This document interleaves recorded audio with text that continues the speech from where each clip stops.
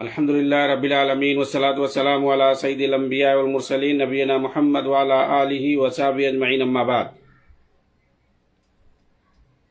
محترم ناظرین کرام، آج کے اس درس میں شیخ سعد الزاتری حفظہ اللہ اپنی کتاب حقیقت الجہاد کے اندر، حقیقت الجہاد فی فلسطین کے اندر خوارج کے کچھ شبہات کو پیش کر کے ان کی تردید کر رہے ہیں۔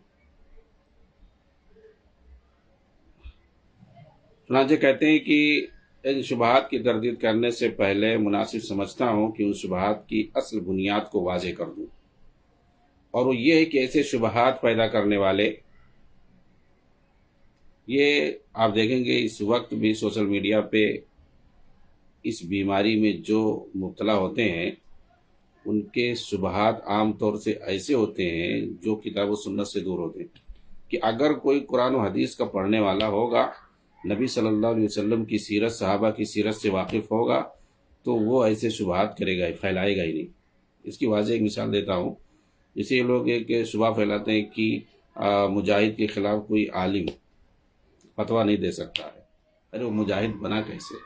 کس نے یہ طے کیا کہ کوئی مجاہد ہے اور کون مجاہد بن سکتا ہے؟ تو مطلب یہی چیز ہے، تاکہ جو علماء امت کی صحیح رہنمائی کرنے والے ہیں ان کو منظر نامے سے غائب کیا جائے، اور ان کا جو اعتبار ہے اس کو ختم کیا جائے، اور لوگ علماء امت سے دور ہو کر کے ان فسادیوں سے آ کر کے جڑیں، اور جیسے نوجوانوں کا برین واش کرتے ہیں، پھر اس میں کوئی جو ہے نکیر نہ کر سکے اور نوجوانوں کو صحیح رہنمائی کوئی نہ کر سکے، کتاب و سنت سے جوڑ نہ سکے، صحابہ کے فہم کی طرف انہیں لا نہ سکے، اور نبی صلی اللہ علیہ وسلم کی سیرت کو صحیح سے کوئی سمجھا نہ سکے۔ یہ ان کا جو ہے پیچھے اہم مقصد ہوتا ہے، اور امت کے نوجوانوں کو یہ لوگ فساد کی آگ میں جھونکتے رہیں۔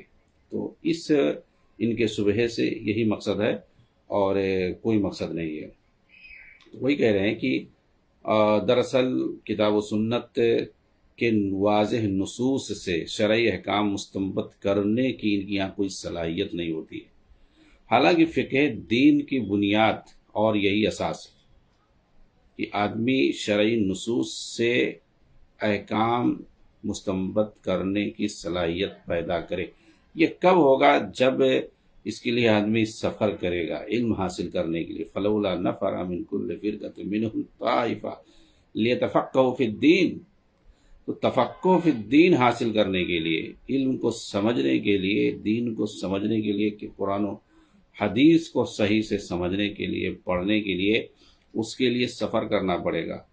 جہاں جہاں علماء کرام، متخصصین، کتاب و سنت کے ماہرین پائے جاتے ہیں، ان کے سامنے جا کر کے ذانوی تلمس طے کرنا پڑے گا، تب یہ دین کا حقیقی جو علم ہے، اس کی جو تفصیل ہے، وہ ہو پائے گا۔ ایسا نہیں کہ ادھر ادھر چند لٹریچر کو پڑھ کر کے اور کچھ جو ہے ترجمے کو دیکھ کر کے ادھر ادھر تم کو جو ہے دین آ جائے گا، اور اس کے بعد جو ہے بن جاؤ ٹھیکیدار بن جاؤ، دین کے فتوے دینا شروع کر دو، اور کس کو جانا چاہیے، کس کو نہیں جانا چاہیے، کون لائق ہے، کون نہیں لائق ہے، فوراً جو ہے جھاڑنے لگو۔ ایسے نہیں ہوتا ہے۔ شرعی احکام سے، ایک تو شرعی احکام کا پڑھنا، یعنی قرآن اور حدیث کے جو دلائل ہوتے ہیں، اس کے جو نصوص ہوتے ہیں، اس کو جو ہے پڑھنا اور سمجھنا، یہ الگ چیز ہے، اور اس سے احکام اور مسائل اخذ کرنا، اور خاص طور سے جدید جو مسائل پیش آتے ہیں، نت نئے جدید جو مسائل جو درپیش ہوتے ہیں، ان کو اخذ کرنا، مستنبط کرنا، استئناس کرنا قرآن اور سنت کی روشنی میں۔ اس لیے کہ قرآن اور سنت جو ہے یہ قیامت تک کے لیے ہے۔ انہی سے جتنے بھی احکام درپیش ہوں گے، جتنے بھی مسائل، کسی بھی طرح کے مسائل انسان کو پیش آتے رہیں گے، ان سب کا حل جو ہے وہ قرآن اور حدیث کے اندر موجود ہے۔ فَإِن تَنَازَعْتُمْ فِي شَيْءٍ فَرُدُّوهُ إِلَى اللَّهِ وَالرَّسُولِ إِن كُنتُمْ تُؤْمِنُونَ بِاللَّهِ وَالْيَوْمِ الْآخِرِ۔ کوئی بھی شيءٍ کا لفظ یہاں دیکھیے، فَإِن تَنَازَعْتُمْ فِي شَيْءٍ، معمولی چیز میں بھی اگر تمہارے درمیان کوئی اختلاف ہو، اسے آؤ قرآن حدیث کی طرف لے کر کے تم کو وہاں جو ہے اس کا حل ملے گا۔ اگر تمہارا ایمان ہوگا اللہ پر اور آخرت کے دن پر، اسی میں تمہارے لیے بھلائی ہے اور اچھائی ہے۔ تو یہ تو قرآن ہمیں بتا رہا ہے، اللہ پاک عز و جل نے ہمیں یہ بات سکھائی ہے کہ سب کچھ حل جو ہے وہ قرآن اور حدیث کے اندر موجود ہے۔ لیکن بہت سارے مسائل ایسے ہوتے ہیں کہ قرآن کی آیتیں یا حدیث وہ صراحتاً اس بات پر دلالت نہیں کرتے ہیں، تو وہ صلاحیت ہونا کہ کیسے قرآن اور حدیث سے ہم مسئلے کا اخذ کر سکتے ہیں، استنباط کر سکتے ہیں۔ اس کے لیے گہرا علم چاہیے، علماء کرام سے سیکھنا پڑے گا جا کر کے، اور اس میں وقت بتانا پڑے گا۔ امام شافعی نے کہا تھا کہ لن تنالوا العلم الا بستہ، میرے بھائی، میرے پیارے بھائی، تم علم دین ایسے نہیں حاصل کر سکتے ہو آسانی سے۔ یہ کوئی چٹنی نہیں ہے کہ زبان پہ لگا لیا اور کہہ دو کہ ہمارا پیٹ بھر لیا، ہم کھا گئے۔ ضروری ہے اس کے لیے کہ 6 چیزیں تمہارے اندر پائی جائیں۔ اخی لن تنالوا العلم الا بستہ، تو 6 چیزیں پائے جانا ان کا ضروری ہے۔ اس وقت تک جو علم نہیں سیکھ سکتے ہیں۔ ذکاء و حرص و اجتہاد و بلغۃ و ارشاد و استاذ و طول زمانی، آپ نے بتایا کہ اس کے لیے جو ہے ذہانت ہونی چاہیے، عقل مندی ہونی چاہیے، شعور ہونا چاہیے اس کے لیے۔ تو اگر ذہانت نہیں ہے، شعور نہیں ہے، بہت ساری چیزیں یاد کرنا بہت ساری چیزوں کو سمجھنے میں آسانی نہیں ہوتی ہے، بہت دقت پڑتی ہے، بھئی اس کے لیے ذہن ہونا چاہیے، ذہانت ہونی چاہیے، فطانت ہونی چاہیے، کند ذہنی، بلادت ذہنی۔ اس سے جو ہے خاص طور سے کند ذہنی تو تقلید سے بھی آتی ہے، اندھی تقلید سے بھی کند ذہنی ہوتی ہے۔ آدمی زیادہ سوچنے کی طاقت ہی نہیں رکھتا ہے، آگے سوچنا ہی نہیں چاہتا۔ تو یہ سب سے بڑی رکاوٹ ہے ذہانت اور فطانت میں، کیا؟ تقلید، اندھی تقلید۔ اور جو تنظیمیں بنائی جاتی ہیں ان کے لیے جو امام اور مرشد اور پیر گڑھے جاتے ہیں نا، وہ لوگ ایسی تعلیمات دیتے ہیں، ایسے اپنے پھندے میں پھنساتے ہیں کہ وہ پورا جو ہے دماغ کو ہیک کر لیتے ہیں۔ کچھ بھی نہیں، ان کے جو ہے کہے جو کچھ انہوں نے کہہ دیا، جو اصول اور ضابطے انہوں نے بنا دی، اس سے آپ 1 انچ نہیں ہٹ سکتے ہیں۔ حتیٰ کہ ایسی چیزیں ان کے یہاں آپ دیکھیں گے، اخوانیوں کے یہاں، تحریکوں کے یہاں، کہ جو ان سے جڑ جاتا ہے، آگے تک پہنچتا ہے، وہ شادی وغیرہ تک جو ہے ان کے مشورے کے بغیر نہیں کرتا، ان کی اجازت کے بغیر، اور سفر بھی نہیں کرتا، اپنے علاقے کو چھوڑ کر کہیں سفر بھی نہیں کر سکتا ہے جب تک وہ اجازت نہ لے اس سے، اور وہ اجازت مل نہ جائے۔ جی ہاں، اور وہ دین کے معاملے میں تو وہ جو کچھ ان کے یہاں لکھا ہوا ہے اس کے علاوہ وہ کچھ کہہ ہی نہیں سکتا ہے۔ ان کے لٹریچر میں جو لکھا ہوا ہے، اب بتائیں ان سے بڑے ان سے بڑے جو ہے مقلد، اندھے مقلد آج تک کوئی پیدا ہی نہیں ہوا کسی فرقے کا، جتنی یہ اخوانی اور تحریکی جو ہے مقلد ہوتے ہیں، اتنے بڑے اندھے اور فرقہ پرست ہوتے ہیں۔ لیکن یہ جو ہے اپنی اس گندگی کو چھپانے کے لیے دوسرے کو فرقہ پرست جو ہے کہتے پھریں گے۔ جی ہاں، تو میں یہ کہہ رہا تھا، یہ صلاحیت کیسے پیدا ہوگی؟ قرآن و حدیث کے نصوص سے احکام اور مسائل مستنبط کرنے، استئناس کرنے کی صلاحیت کیسے پیدا ہوگی؟ جب ہم علم دین کو حاصل کریں گے، اس کے لیے وقت لگائیں گے۔ امام شافعی نے کہا اس کے لیے کیا چاہیے؟ ذہانت چاہیے، اور ذہانت کے بعد کہا وہ حرص چاہیے، حرص و تما چاہیے، انٹرسٹ چاہیے اس کے لیے۔ یہ نہیں کہ جو ہے لاپرواہی سے سیکھ سکتے ہیں، لاپرواہی سے آپ علم دین کو کبھی بھی حاصل نہیں کر سکتے ہیں۔ 1 صفحہ پڑھیں گے پتہ چلے گا آپ موبائل دیکھنے لگے، اور اس کے بعد جو ہے پھر تھوڑا بہت پڑھے، کسی دوسری جگہ گم ہو گئے، اٹھ کے بھاگ گئے، چلے گئے چائے پینے کے لیے، کوئی ادھر بلا رہا ہے ادھر چلے گئے۔ اس کے لیے حرص چاہیے، لگن چاہیے۔ جب تک آپ حرص اور لگن سے اور چاہت سے آپ نہیں سیکھیں گے، نہیں سیکھ پائیں گے۔ تو ایک ذہانت ہو گئی، دوسرے نمبر پر حرص اور لگن اور چاہت، یہ بہت ہی اہم ہے علم دین کو حاصل کرنے کے لیے۔ اور اس کے بعد کہا کہ اجتہاد سے مراد یہاں پر جو آپ دونوں لے سکتے ہیں، جیسے یہ مقلدین جو ہوتے ہیں نا، وہ کہتے ہیں اب اجتہاد وغیرہ کا دروازہ بند ہو گیا، اجتہاد نہیں کر سکتے، جو کچھ ہمارے ائمہ نے اجتہاد کر کے بتا دیا خلاص. ارے بھائی تو آپ جو نئے نئے مسائل آ رہے ہیں ان میں کہاں سے اجتہاد کرو گے؟ انہوں نے تو بہت کچھ بتایا ہی نہیں ہے. تو اجتہاد جو قیامت تک اس کا دروازہ کھلا رہے گا، سمجھ رہے ہیں؟ اجتہاد کا دروازہ بند نہیں ہوا ہے، اجتہاد آدمی کرتا رہے گا. جو اجتہاد کی حدیث ہے بھائی، اس کیا ہوا؟ حدیث ختم ہو گئی. اذا اجتہد الحاکم واصاب فلہ اجران. کہ جب ایک حاکم اجتہاد کرتا ہے اور درستگی تک پہنچ جاتا ہے، یعنی مسئلے کا صحیح فیصلہ کر دیتا ہے اور وہ حق پر پہنچ جاتا ہے، تو اس کو اللہ تعالیٰ 2 اجر دیتا ہے. اور جب کوئی جو اجتہاد کرتا ہے اور فیل ہو جاتا ہے، یعنی اصل حق تک نہیں پہنچتا ہے، تو پھر اللہ تعالیٰ اس کو 1 اجر دیتا ہے اس کی اجتہاد کی بنیاد پہ، اس کی اس کوشش کی بنیاد پہ. تو اجتہاد کا جو لغوی معنی ہوتا ہے کوشش کرنا، محنت کرنا. تو یہ لغوی معنی ہے، امام شافعی نے یہی مراد لیا کہ محنت اور کوشش یہ ضروری ہے علم دین حاصل کرنے کے لیے. اور اجتہاد جو اصطلاحی معنی میں اس کو بھی آپ لے سکتے ہیں کہ آدمی اجتہاد کی صلاحیت اس کے اندر پیدا ہونی چاہیے اور وہ اجتہاد کرے، محنت کرے، کوشش کرے. تو یہ بھی شرط ہے، محنت کرنا صرف انٹرسٹ سے کچھ نہیں. آدمی کا ہے بہت مجھے انٹرسٹ ہے، بہت مجھے شوق ہے، لگن ہے. بہت سارے لوگ پوچھتے رہتے ہیں شیخ ہمیں بہت زیادہ شوق ہے علم دین حاصل کرنے کا، بہت میں چاہتا ہوں کہ میں جو ہے قرآن حدیث کو خود ہی سے سمجھنے لگوں، پڑھنے لگوں، ایسا ویسا. لیکن جو ہے کرتے کچھ نہیں ہے. ہاں، کرتے وہ کچھ نہیں ہے. اس لیے ضروری ہے، پوچھنے اچھنے سے زیادہ ضروری ہے محنت کرنا. ہاں، صرف شوق ظاہر کرنے سے نہیں ہوتا، شوق کے ساتھ ساتھ امام شافعی نے اس لیے شرط لگائی کہ کیا نام ہے، اجتہاد ہو، محنت ہو. محنت درکار ہے اس کے لیے. محنت کسے کہتے ہیں؟ آدمی جو رگڑے یاد کرنے میں لگا دیا جائے. استاد نے سبق دے دیا، 2-4 صفحہ دے دیا، اب اس کے بعد اس کو کل سنانا ہے تو اس کو یاد کر کے جائے، محنت سے اس کو یاد کر کے جائے، رٹ کر کے جائے. جی بہت ساری چیزیں ہوتی ہیں قرآن حدیث میں، بہت ساری چیزیں رٹنے والی ہوتی ہیں. نصوص کو رٹ کر کے یاد کیا جاتا ہے، تو انہیں رٹ کر کے یاد کیا جائے، انہیں سمجھا جائے اور پورا جو ہے سمجھ کر کے یاد کر کے جائے آدمی. تو اس کو کہتے ہیں محنت کہتے ہیں. وہ دن اور رات نہیں دیکھتا ہے، جب بھی موقع پاتا ہے وہ یاد کرتا ہے، محنت اس میں صرف کرتا ہے، جس کو بذل الجہد کہتے ہیں، یعنی محنت صرف کرنا. تو علم دین کے لیے محنت صرف کرے، بغیر محنت کے نہیں ہوگا. تو جہاں پر ذکاوت یعنی ذہانت ضروری ہے، فطانت اور ذہانت ضروری ہے، اور اس طریقے سے شوق اور لگن ضروری ہے، وہیں پہ محنت بھی ضروری ہے. محنت بہت اہم ہے.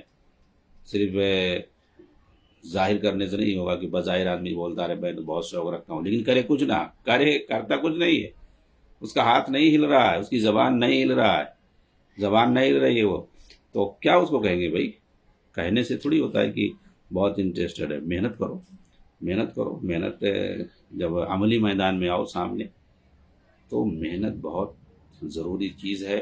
اور یہ جو ہے تیسری شرط انہوں نے رکھی ہے کہ علم دین اسی کو آئے گا، اسی وہی حاصل کر سکتا ہے جو لگن کے ساتھ محنت کرے. اور اس کے بعد آپ نے کہا ہوا بلغتن، یہ چوتھی شرط ہے علم دین کے لیے. بلغتن، خرچہ پانی ہونا چاہیے. کہے کہ اس کے لیے سفر کرنا پڑے گا. کوئی عالم ہے دمشق میں بیٹھا ہوا ہے، کوئی مدینہ میں بیٹھا ہوا ہے، کوئی مکہ میں ہے، فن حدیث کا بڑا ماہر عالم کوئی ہے مدینہ میں ہے، تفسیر کا جو ہے کوئی عالم ہے بڑا جو کتاب و سنت کے مطابق سکھاتا ہے، وہ جو ہے مکہ میں ہے. تو آپ دیکھیں پہلے رحلت العلم پہلے چلتا تھا، سفر کرتے تھے. آج بھی لوگ سفر کرتے ہیں. آج بھی آپ دیکھیں کہاں کہاں سے 2-2 ہزار 3-3 ہزار کلومیٹر یہی انڈیا میں لوگ سفر کر کے آتے ہیں اپنے بچوں کو پڑھانے کے لیے. دیکھتے ہیں کہ فلاں جگہ جو ہے اچھے اساتذہ ہیں تو وہاں لے کر کے جاتے ہیں. جی ہاں، تو مدارس میں لوگ دیکھتے ہیں کہ بھائی کہاں جو ہے اساتذہ کی اچھی ٹیم ہے، اچھے جو ہے ماہرین استاذ پائے جاتے ہیں، تو وہاں جو ہے سفر کر کے بچے دور دور سے آتے ہیں اور کئی سال حاصل کرتے ہیں، علم حاصل. ظاہر سی بات ہے آدمی تو ایسے ہوا کا نام ہے نہیں اڑ کے چلا آئے گا. تو اس کے لیے سفر کے لیے اخراجات سفر، اور پھر اس کے بعد جہاں رہے گا تو وہاں بھی تو ہوا تو نہیں پیے گا، وہاں بھی کھانے پینے کی ضرورت پڑے گی. تو جتنی مدت وہ رہے گا وہاں کھانے پینے کی ضرورت پڑے گی، اور آنے جانے کا خرچہ ہوتا ہے سب. تو یہ بلغہ اس کو بولتے ہیں، خرچہ. تو بغیر اخراجات کے آدمی جو ہے آسانی سے اخراجات کے بغیر ہو ہی نہیں سکتا، اور خاص طور سے موجودہ دور میں یہ اخراجات تو یہ 1000 1500 سال پہلے کی بات ہو رہی ہے. آج تو اچھا خاصا جو اخراجات لگتے ہیں علم حاصل کرنے میں، آپ دنیاوی علم کی طرف جاؤ گے تو بہت زیادہ لگتا ہے. تو ویسے سمجھ لیجئے ہر چیز میں لگتا ہے. آدمی کے پاس ہے تو اچھی بات ہے، نہیں تو دوسروں سے تعاون لے کر کے. یہ اب تو جو ہے سسٹم ہو گیا ہے، مدارس میں خود جو ہے تعاون ہو جاتا ہے. تو اخراجات بہرحال جو ہے ضروری ہے. اخراجات کے بغیر آپ جو ہے چاہیں اسے بیٹھ کر کے تعلیم حاصل کرنے نہیں ہو پائے گا. آپ جا کر کے کسی استاد سے جڑیں گے اور اس کے پاس رہیں گے علم حاصل کرنے کے لیے. گھر سے باہر جب نکلیں گے، رہیں گے، کتنے دن تک رہیں گے، تو یہ سب جو ہے آنے جانے کا اور کھانے پینے کا یہ تو سب لگے گا ہی. آدمی بیچ میں بیمار بھی ہو جائے اتفاق سے تو علاج وغیرہ کی ضرورت پڑے گی، اور کپڑے وغیرہ کی ضرورت ہے. بہت ساری ضرورتیں انسان کی ہوتی ہیں. تو ان سب کے لیے گھر سے جب باہر نکلا ہے تو اس پر اس کو خرچہ لگے گا. ٹھیک ہے، امام شافعی نے اسی لیے کیا کہ یہ جو ہے خرچہ لگے گا، اور خرچہ بھی ضروری چیز ہے، بنیادی چیز ہے. بغیر خرچے کے کوئی بھی علم حاصل نہیں کر سکتا ہے. آپ چاہے دنیاوی علم حاصل کر رہے ہیں، اس کے لیے جو ہے لاکھوں روپیہ خرچ کر رہے ہیں، لیکن دینی علم جو ہے اس کے لیے جو ہے آپ چاہتے ہیں ویسے حاصل ہو جائے، بغیر پیسے کے حاصل ہو جائے، بغیر خرچ کے حاصل ہو جائے. اس راستے میں بغیر کچھ خرچ کیے ہوئے ہم سمجھ جائیں تو دین کے معاملے میں اتنی کوتاہی، اتنی سستی اور اتنا جو ہے کنجوسی، اور دنیاوی علم حاصل کرنا ہے تو پھیکم پھاک چل رہا ہے. حالانکہ اصل کیا ہے آدمی کے لیے، ایک مسلمان کے لیے خاص طور سے آخرت ہے. اور یہ جو ہے اخروی علم ہے. آخرت کو سنوارنے کے لیے یہ علم حاصل کیا جاتا ہے. اور ظاہر سی بات ہے جو دنیاوی علم ہے وہ آدمی حاصل کرتا ہے اپنی جو ہے دنیا کو سنوارنے کے لیے. اچھا، کچھ لوگ کہتے ہیں کہ نہیں کچھ فرق نہیں ہونا چاہیے، قرآن حدیث میں جو آیا ہے وہ سب ہر علم کے لیے ہے، دینی اور دنیاوی سب، ایسا کچھ نہیں ہے. جس علم کی ترغیب دلائی گئی ہے اور جس کی فضیلت بتائی گئی ہے، اور جس کے لیے اگر آدمی نکلتا ہے علم حاصل کرنے کے لیے تو گویا جنت کی طرف قدم بڑھا رہا ہے. فرشتوں سے لے کر کے دریاؤں میں جو رہنے والے جانور ہیں، کیڑے مکوڑے ہیں اور مچھلیاں، سب اس کے لیے جو اس علم دین کو حاصل کرنے کے لیے نکلتا ہے دعائیں کرتے ہیں، اس کے لیے استغفار کی دعائیں کرتے ہیں، رحمت کی دعائیں کرتے ہیں. یہ ساری جو فضیلتیں آئی ہیں نا، یہ علم دین کے لیے ہیں. جی ہاں. اور جو کہا گیا ہے کہ هل يستوي الذين يعلمون والذين لا يعلمون، کیا جو لوگ علم والے ہیں اور جو علم والے نہیں ہیں دونوں برابر ہو سکتے ہیں؟ تو یہ جو فرق مراتب وغیرہ کی بات کہی گئی ہے، یرفع اللہ الذین آمنوا منکم وعملوا الصالحات والذین اوتوا العلم درجات. تو یہ جو بات ہے کہ اللہ تعالیٰ جن کے پاس علم ہوتا ہے ان کے درجات کو بلند کرتا ہے، مومنوں کے درجات کو بلند کرتا ہے، اور جو علم والے ہوتے ہیں ان کے درجات کو بلند کرتا ہے. یہ کون لوگ؟ یہ علم دین والے ہیں. علم دین کی فضیلت ہے بھائی. اب کوئی سائنس پڑھ رہا ہے، کوئی انجینئرنگ پڑھ رہا ہے، کوئی جو ہے کمپیوٹر سیکھ رہا ہے، وہ کس لیے سیکھ رہا ہے؟ مقصد اس کا کیا ہے؟ پرپز اس کا کیا ہے؟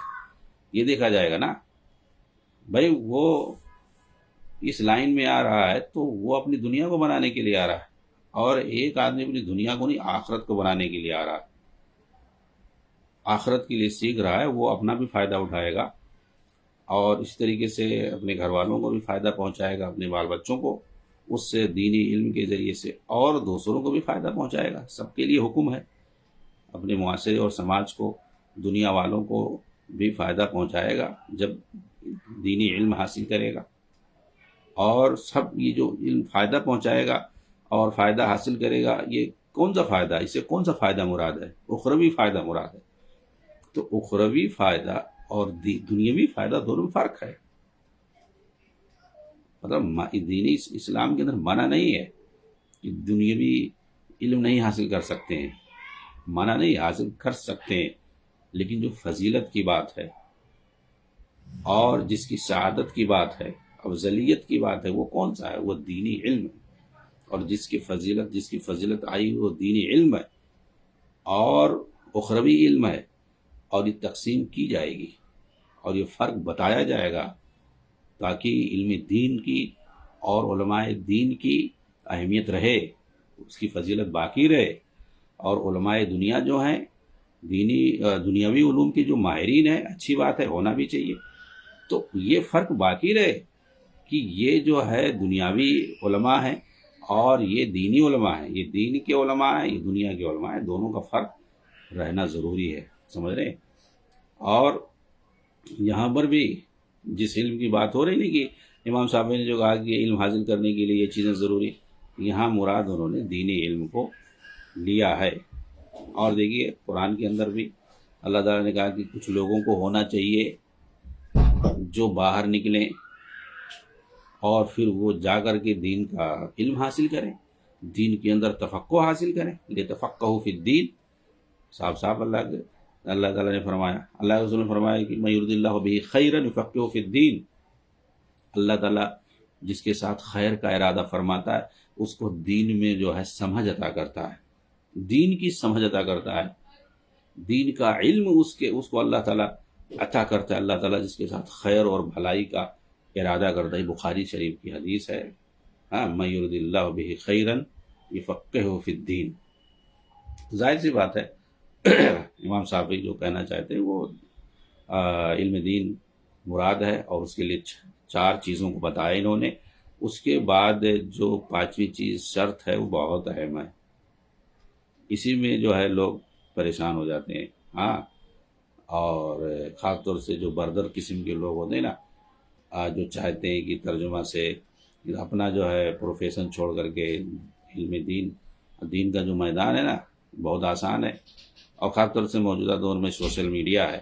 اب دیکھیے، اب یہاں سے بیٹھ کر کے ہم اپنی بات پہنچا رہے ہیں، بہت سارے لوگ سنتے ہیں، فائدہ اٹھاتے ہیں۔ اب وہ لوگ بھائی ظاہر سی بات ہے اس کو استغلال کرتے ہیں، اپنے اس میں فیل ہو گئے میدان میں تو آ گئے اور ٹیپ ٹاپ سب کچھ ہے ان کے پاس،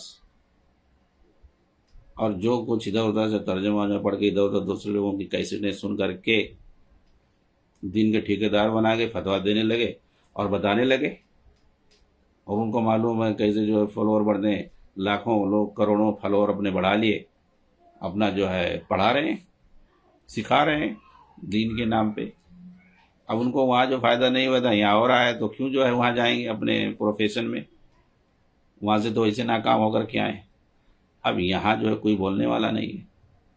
بہرحال آگے جو چیز آ رہی ہے وہ ارشاد و استاذین، یہ 5ویں شرط ہے، وہ استاذ کی رہنمائی، یعنی ہمیں حدیث سیکھنا ہے تو کسی جو ماہر حدیث کے اندر ماہر ہو، ٹھیک ہے، جس کو شیخ الحدیث کہتے ہیں، شیخ الحدیث ایسے نہیں، ماہر ہونا چاہیے اس کے لیے۔ تو حدیثوں کا علم، جو حدیث آسان نہیں، اس کے بڑے علوم ہیں، فنون ہیں، ایک ایک باریکی اس کے اندر پائی جاتی ہے، جرح و تعدیل کے اصول ہیں، علوم الحدیث، مصطلح الحدیث، مصطلحات اس کے سب ہیں، رجال کی جانکاری ہے، سلسلے اسناد کی جانکاری ہے، تدوین حدیث ہے، فقہ حدیث ہے، بہت ساری چیزیں ہیں کہ اس کے اندر سیکھنا پڑتا ہے، تب جا کر کے حدیث کا علم ہوتا ہے۔ ایسے نہیں کہ 2-4 حدیث کا ترجمہ پڑھ لے تو جو محدث بن گئے اور ہمیں علم آ گیا حدیث کا، ایسے نہیں ہوتا ہے، اور وہ بھی عربی جانے ہی نہیں۔ عربی زبان تو سب سے پہلے مسٹ ہے، عربی زبان کے بارے میں، عربی زبان کے بغیر جو ہے کوئی آدمی دین کا عالم بن ہی نہیں سکتا ہے، سمجھ رہے ہیں؟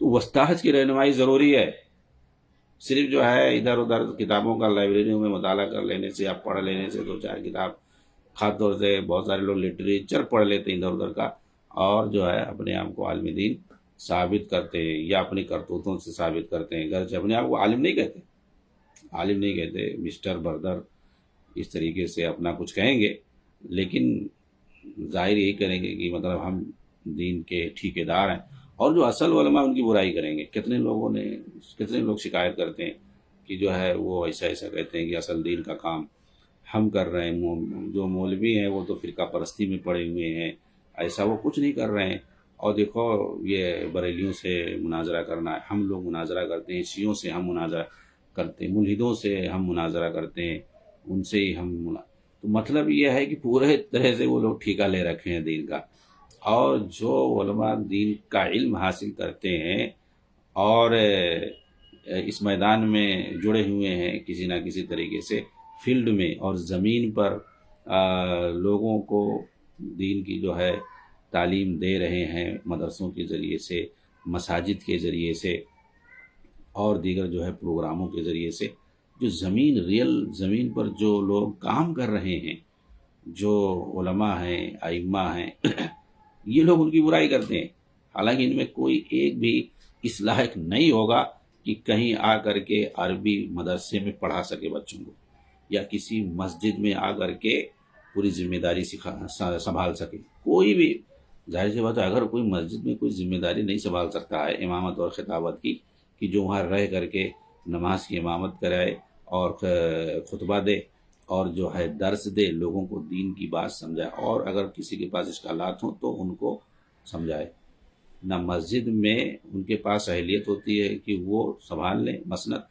اور نہ ہی کسی عربی مدرسے میں وہ جو ہے بچوں کو تعلیم دے سکتے ہیں۔ ظاہر سی بات ہے، ان کے سامنے سب کتابیں عربی میں آئیں گی بڑی بڑی، کیا کریں گے؟ عربی تو جانتے نہیں ہیں، کہاں سے پڑھائیں گے وہ؟ اور پھر وہ فیل ہو جائیں گے۔ بس ان کے پاس سوشل میڈیا ہے، وہیں سے یوٹیوب پر اپنا جھاڑتے ہیں اور علماء کی برائی کرتے ہیں، بہت سارے نوجوانوں کو اپنے پیچھے کر لیتے ہیں، اور اس کے بعد فتویٰ دیتے ہیں، اور اس کے بعد اپنا کوئی نہ کوئی کورس، شارٹ کٹ کورس جو ہے شروع کر دیں، ورڈ بائی ورڈ، آئیے ہم آپ کو قرآن سکھاتے ہیں، ہاں قرآن میں ماہر ہو گئے، ورڈ بائی ورڈ حدیث سکھا دیے، 2 4 حدیث سکھا دیے، حدیث میں محدث بنا دیے، فقہ سکھا دیے، فقیہ بنا دیے۔ اس طریقے سے شارٹ کٹ میں وہ لوگ پورا دین جو ہے سمجھا دیتے ہیں، اور پھر جو سیکھنے والے ہوتے ہیں وہ بھی اپنے آپ کو مفتی بن کر کے مست رہتے ہیں۔ ہاں، تو ارشاد و استاذین یہ بہت اہم ہے، جو امام شافعی نے شرط لگائی ہے نا، ایسے معمولی نہیں، کیونکہ دین کے اندر بہت ساری چیزیں ہوتی ہیں، تلقین سے سمجھی جاتی ہیں، پڑھنے سے نہیں آتا ہے، تلقین ضروری ہے۔ مثال کے طور پر تجوید ہے، قرآن کو پڑھنا، تلاوت کرنا، اس کے لیے تلقین ضروری ہے، بغیر تلقین کے یعنی کوئی آدمی سمجھائے تبھی سمجھ میں آئے گا، کتاب پڑھنے سے نہیں ہو پائے گا، تو تلقین کی ضرورت پڑتی ہے کہیں کہیں۔ اور ایسے ہی مثال کے طور پر علم الفرائض ہے، جو میراث کی تقسیم ہے، اس میں بھی جب تک کسی استاذ کے سامنے آپ علم میراث کو نہیں سیکھیں گے نا، جب تک سمجھ نہیں پائیں گے۔ آپ جیسے کیا نام ہے، حساب ہے، میتھ ہے، اب میتھ کوئی بندہ جو ہے دعویٰ کر سکتا ہے کہ میتھ جو ہے ہم خود ہی سے سیکھ لیں گے؟ کبھی نہیں سیکھ پائیں گے جب تک کسی کی رہنمائی نہ ہو۔ تو بہت ساری چیزیں جو ہیں، بہت سارے علوم، دنیاوی علوم بھی ہیں، ان میں بغیر رہنمائی کے نہیں سیکھ سکتے۔ ایسے ہی دینی علوم میں بھی، حدیث کے اندر یہ جو سب علم رجال ہے، علم اسناد ہے، یہ ساری چیزیں، اصول کی جتنی کتابیں ہیں، چاہے اصول فقہ ہو، اصول حدیث ہو، اصول عقیدہ ہو، تو اصول کی جو چیزیں ہیں ان کو بغیر جو ہے تلقین کے ڈائریکٹ، یعنی کسی کے سامنے ہو اور وہ آپ کو سمجھائے، اگر نہیں سمجھ پا رہے ہیں تو پھر وہ آپ کو دوبارہ بتائے گا، تیبارہ بتائے گا، تب جا کر کے سمجھ میں آتے ہیں۔ علم البلاغہ ہے، علم البلاغہ کی بحثیں جو ہے بچوں کو بار بار بتاؤ تب جا کر کے سمجھ پاتے ہیں۔ اب تک بلاغت نہیں سیکھیں گے، علم البلاغہ، علم البیان، علم المعانی، علم البدیع، یہ سب آپ نہیں سیکھیں گے تو آپ عربی زبان کی باریکیوں کو کیسے سمجھیں گے؟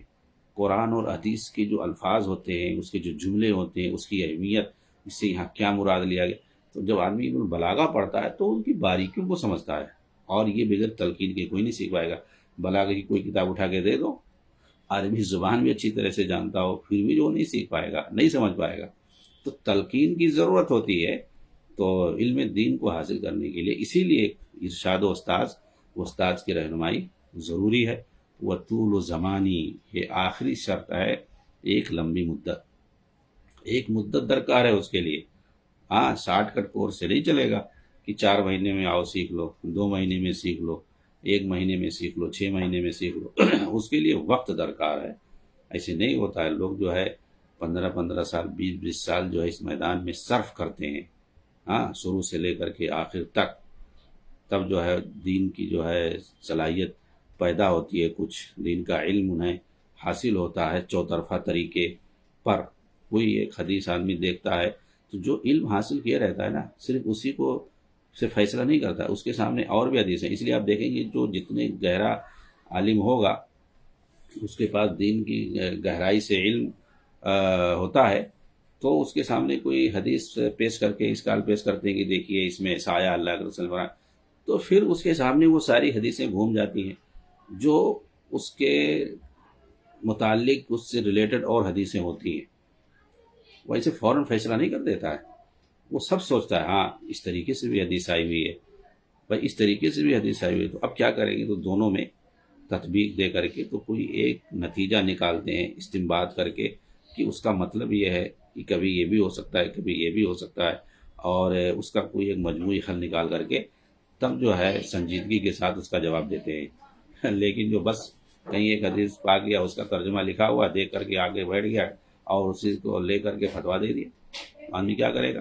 اسی لیے گہرا علم ہونا، حدیثیں ہوتی ہیں کچھ کسی موقع کے لیے، کچھ ہوتی ہیں کسی موقع کے لیے، کچھ ہوتی ہیں جیسا مناسب ہوتا ہے تو اسی مناسبت سے اس کا جواب بھی دیا جاتا ہے۔ کوئی آدمی آ رہا ہے، اللہ کے رسول پوچھ رہا ہے کہ بھئی سب سے افضل اللہ کی عمل کون سا؟ تو اللہ کے رسول نے کہہ دیا والدین کی خدمت کرنا۔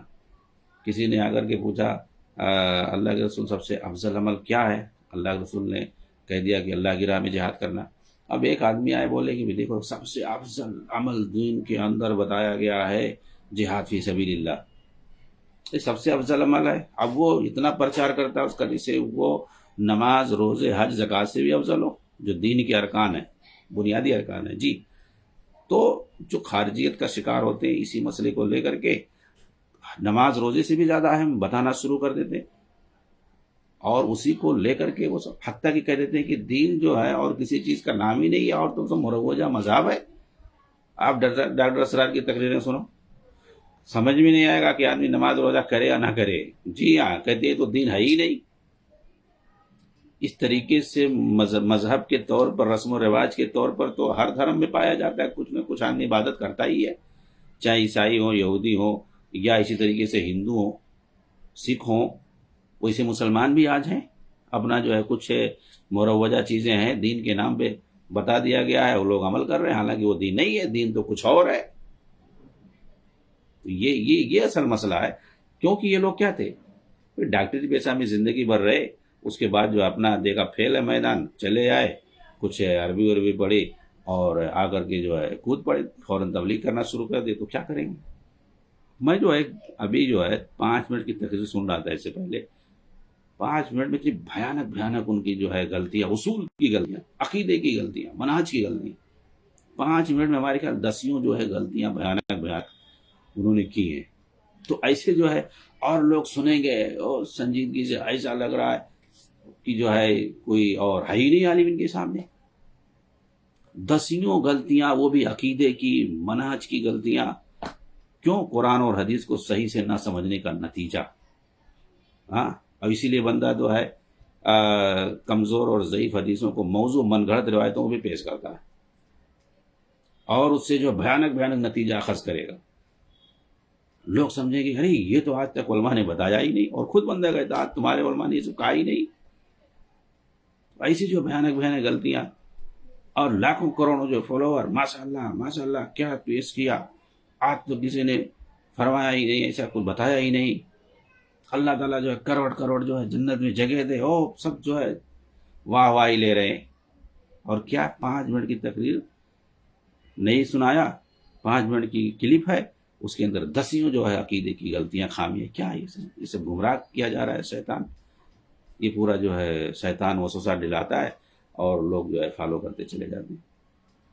تو کہنے کا مطلب یہ ہے علم دین کے لیے یہ ساری چیزیں ضروری ہیں، ایک لمبا وقت جو ہے اس کے لیے درکار ہے، شارٹ کٹ جو ہے ایک لٹریچر پڑھ کر کے، ادھر ادھر تقریر سن کر کے کوئی دین کا جب دعوے دار بنتا ہے، ٹھیکے دار بنتا ہے، تو یہی سب ہوتا ہے، وہ قدم قدم پہ ٹھوکر کھاتا ہے اور لوگوں کو جو ہے گمراہ کرتا ہے۔ ایک آدمی جیسے کسی دوسرے فیلڈ کا اور وہ دعوے دار ہو جائے کہ ہم ڈاکٹر ہیں اور جو ہے پورا آلہ اولا لے کر کے، سرنجی لے کر کے بیٹھ جائے کہیں پہ، کچھ دوائیں ادھر ادھر لے کر کے، سردی بخار کی کچھ دوا جانتا ہے، ایسی بات نہیں ہے، بہت سے جانتا ہے، میں بھی بہت ساری دوائیں جانتا ہوں، گھریلو ضرورتیں پڑتی رہتی ہیں، لاتے رہتے ہیں، اپنے لیے بھی خود استعمال کرتے ہیں مستقل طور پر 1-2 دوا۔ تو کہنے کا مطلب یہ بہت ساری دوائیں میں خود جانتا ہوں، سردی بخار وغیرہ میں اس طریقے سے بتا سکتے ہیں، تو کیا مطلب جا کر کے کھول کر کے بیٹھ جاؤں میں دکان؟ کلینک کھول کر کے بیٹھ جاؤں، اس کے بعد جو بھی آدمی آئے اس کو دوا دینا شروع کر دوں؟ ارے بھائی تشخیص کرنا الگ ہوتا ہے، اور کب ایک ہی بیماری ہوتی ہے لیکن اس کے لیے جو ہے مختلف موسم کی وجہ سے اس کے لیے دوا بدل جاتی ہے، تو اس میں آسان نہیں ہے، ہر ایک کی اپنی فیلڈ ہوتی ہے، تجربے ہوتے ہیں، اسی بنیاد پر وہ جو ہے اس میں کام کرتا ہے۔ ہاں تو بھائی ظاہر سی بات ہمارا فیلڈ نہیں ہے، پتہ چلے جو ہے ہم دوا اپنے حساب سے دے دیں کسی کو اور اس کو وہ دوا سوٹ نہیں کرتا اور اس کے لیے وہ مناسب ہی نہیں تھا، ایک دوا بنیادی ہوتی ہے اس کے ساتھ اینٹی بائیوٹک دی جاتی ہے، وہ کون سی دی جائے گی؟